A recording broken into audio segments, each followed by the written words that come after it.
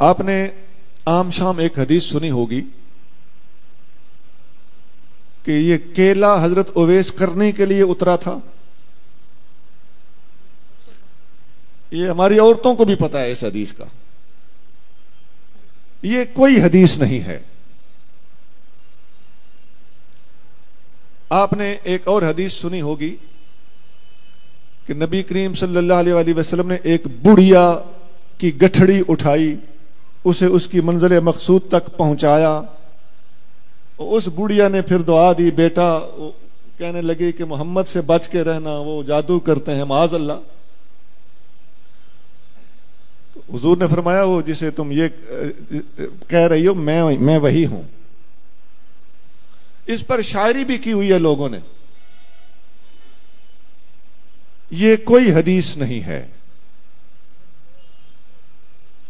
وہ کوڑا پھینکنے والی بوڑھیا کی عورت حدیث آپ نے سنی پڑی ہوگی, ہم نے اس کا کہیں وجود نہیں دیکھا. وہ حضرت بلال حبشی نے صبح کی اذان نہ دی تو سورج نہ نکلا. یہ سب کسی قوال کو کہیں سے ملی ہیں, ان کا کتابوں میں کہیں وجود نہیں ہے. اب بتائیے, یہ غضب صرف ہمارے مسلک میں ہو رہا ہے, کوئی اور یہ بیان بھی نہیں کرتا.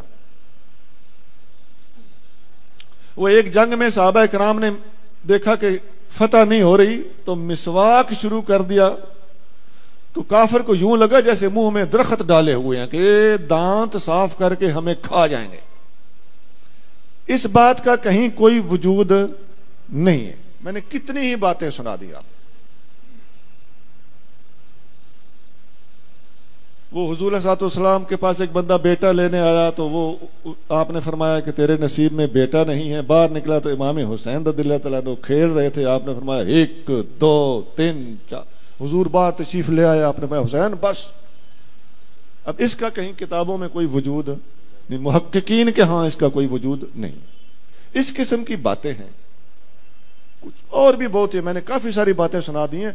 ایسی حدیثیں ہمارے ہاں ہمارے اہل سنت کے حلقوں میں, خاص طور سے عوامی حلقوں میں اور خواتین میں, اور خاص طور سے یہ جو ہم الحمدللہ معجزات کرامات کے سب سے زیادہ چونکہ ماننے والے ہم ہی ہیں, ہماری اس محبت عقیدت اور صحیح العقیدگی سے ناجائز فائدہ اٹھاتے ہوئے لوگوں نے اس قسم کی باتیں بھی ہمارے اندر داخل کر دی.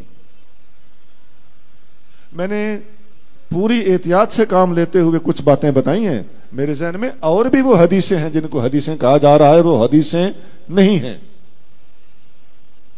اور ایسا ہے کہ اگر آپ ان کو کسی خاص طور سے کسی سٹیج پہ بیان ہو رہی ہو تو عوام کا کیا قصور. میں اپنے بیٹوں سے درخواست کروں گا کہ حدیث آپ نے کنفرم کیے بغیر کبھی بیان نہیں کرنی, اور اگر کوئی بیان کرے آپ کو پتا ہو کہ یہ حدیث نہیں ہے تو اسے ضرور سمجھانا ہے.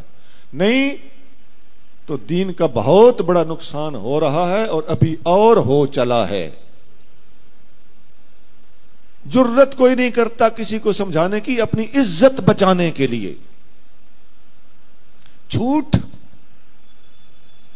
بولا جا رہا ہے, اگر آپ سمجھو تو آپ کو کہے گا کہ تیری عقیدت میں فرق ہے, تیری محبت میں فرق ہے.